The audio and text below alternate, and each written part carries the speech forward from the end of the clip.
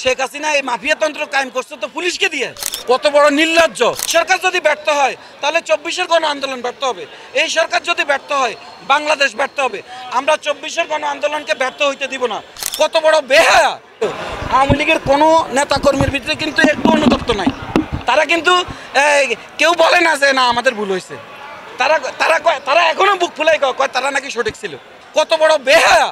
চিন্তা করছেন যে হাজার হাজার আপনার ছাত্র জনতাকে হত্যা করা হইলো, সে হাজার হাজার ছাত্র জনতাকে হত্যা করার পরে একটা আওয়ামী লীগের নেতাকর্মী আপনি পাবেন না যে বলেছে যে আসলে এটা আমাদের ঠিক হয়নি বা পুলিশ যেটা করেছে এটা ঠিক করেনি। এই পুলিশ এই মাফিয়াতন্ত্র কায়েম করেছে। কয়জন পুলিশ ভাই অ্যারেস্ট হয়েছে? কয়জন পুলিশের বিরুদ্ধে আইনানুগ ব্যবস্থা নেওয়া হয়েছে?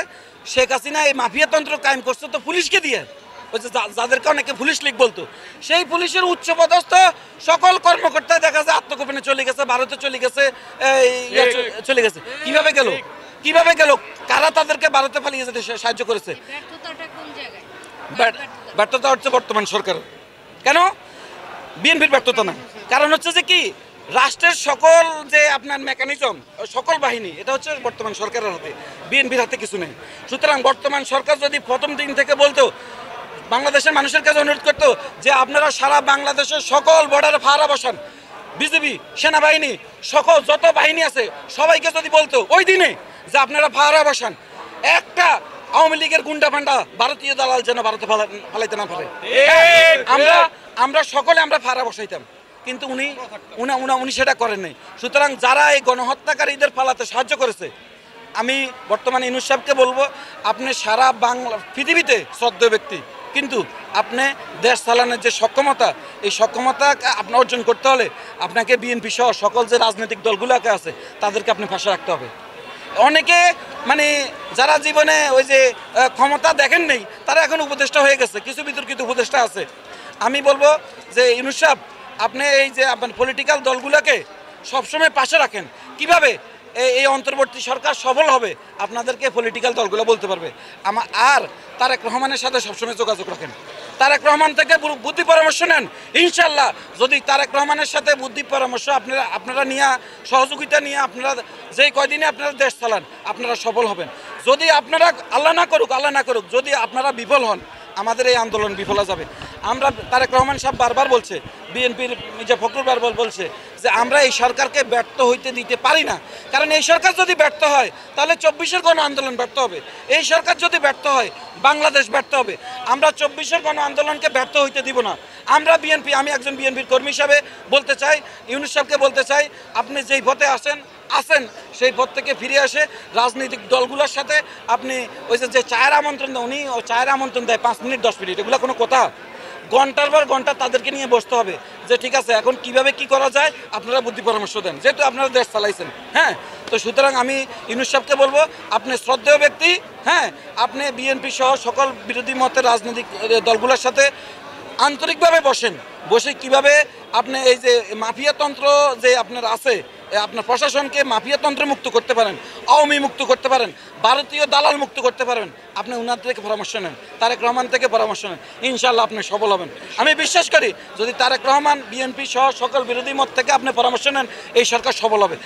ব্যর্থ হওয়ার কোনো কারণ নাই, কিন্তু আপনারা যেই পথে হাঁটছেন, হ্যাঁ, মুখে মুখে আপনারা বলেন যে আপনারা সহযোগিতা চান, কিন্তু অন্তর থেকে কতটুকু চান সে নিয়ে অনেকের ভিতরে প্রশ্ন আছে। সুতরাং আমি বলবো যে আপনাদের সফলতার জন্য আপনারা সকলেই এই আমাদের এই সকল বিরোধী মতের দলগুলোর সাথে, বিশেষ করে বিএনপির সাথে সহযোগিতা নিয়ে আপনারা চলুন, আপনারা ইনশাল্লাহ সফল হবেন। আমরা 24-এর 71কে যেরকম আমাদের হৃদয়ের স্পন্দন, 71 যেরকম আমাদের বাংলাদেশের স্বাধীনতা, সার্বভৌমত্বের অহংকার, আমরা 24-কে 71 সাথে মিলাবো না। কিন্তু আমরা বাংলাদেশ যতদিন থাকবে, 24-এর আন্দোলনে যারা শহীদ হয়েছে, আহত হয়েছে, নিহত হয়েছে, আমরা সবাইকে স্মরণ করব। আমি বাংলাদেশ জাতীয়তাবাদী দলের একজন ক্ষুদ্র কর্মী হিসাবে আমি আমার দলের হাইকমান্ডকে আমি অনুরোধ করব, যতদিন এই বাংলাদেশ থাকবে, যতদিন এই বাংলাদেশের গণতন্ত্র থাকবে, আমরা এই 24-এ যারা ছাত্র আন্দোলনে যারা নিহত হয়েছেন, আহত হয়েছেন, আমরা সবাইকে ধারণ করব। কিন্তু 71কে 24-এর সাথে আমরা কোনোভাবেই তুলনা করব না। আজকে মুক্তিযোদ্ধা দলের পক্ষ থেকে, মুক্তিযোদ্ধা দলের প্রজন্ম দলের পক্ষ থেকে আমি অঙ্গীকার করছি, 1971 সালের সকল বীর মুক্তিযোদ্ধা এবং শহীদদেরকে যথাযথ মর্যাদা দেওয়ার জন্য বিএনপি যদি আগামী দিনে ক্ষমতায় আসে কাজ করবে। আর আপনারা জানেন গত স্বৈরাচার শেখ হাসিনা যার মুক্তিযুদ্ধের পরে যার জন্ম হয়েছে সে হয়ে গেছে মুক্তিযোদ্ধা। অর্থাৎ এই ভুয়া মুক্তিযোদ্ধাদের হাত থেকে বিএনপি একটা সঠিক বাংলাদেশের মুক্তিযুদ্ধের তালিকা করবে, সেই অনুসারে সবাইকে যথাযথ সম্মান দেওয়া হবে। এবং 24 সালে যারা শহীদ হয়েছেন আমি বাংলাদেশ জাতীয় দল বিএনপির পক্ষ থেকে আশাবাদ ব্যক্ত করেছি তাদের সকলকে যথাযথ মর্যাদা ইনশাআল্লাহ বাংলাদেশ জাতীয়তাবাদী দল দিবে। কিছু জায়গায় শোনা যায় যে সাবেক প্রধানমন্ত্রী বাংলাদেশে আসবেন, সেই জায়গা থেকে আপনারা বিএনপি নেতাকর্মীদের ভূমিকাটা কি থাকবে? শুনেন, ওই আপনার স্বৈরাচারের পতনের পর পৃথিবীর কোনো রাষ্ট্রে কিন্তু স্বৈরাচার আর কোনো প্রতিষ্ঠিত হতে পারেনি। এই যে গত কিছুদিন আগে সিরিয়ায় বাশার আল আসাদ উনি যে পতন হয়েছে উনি কিন্তু আর কখনো ফিরত আসবে না। অর্থাৎ পৃথিবীর ইতিহাস থেকে আজ পর্যন্ত এটাই হচ্ছে ইতিহাসের শিক্ষা, কোনো স্বৈরাচার দ্বিতীয়বার প্রতিষ্ঠিত হতে পারেনি। সুতরাং এই আওয়ামী স্বৈরাচার এই বাংলাদেশে কখনো প্রতিষ্ঠিত হতে পারবে না। যদি ভোটের মাধ্যমে তারা হাইরা যাইতো তাহলে তারা প্রতিষ্ঠিত হতে পারত, যেহেতু তারা জুতার বাড়ি ঝাড়ুর বাড়ি খেয়ে তারা পলাইতে হয়েছে। সুতরাং এই বাংলাদেশে কখনো আওয়ামী স্বৈরাচার আর প্রতিষ্ঠিত হবে না।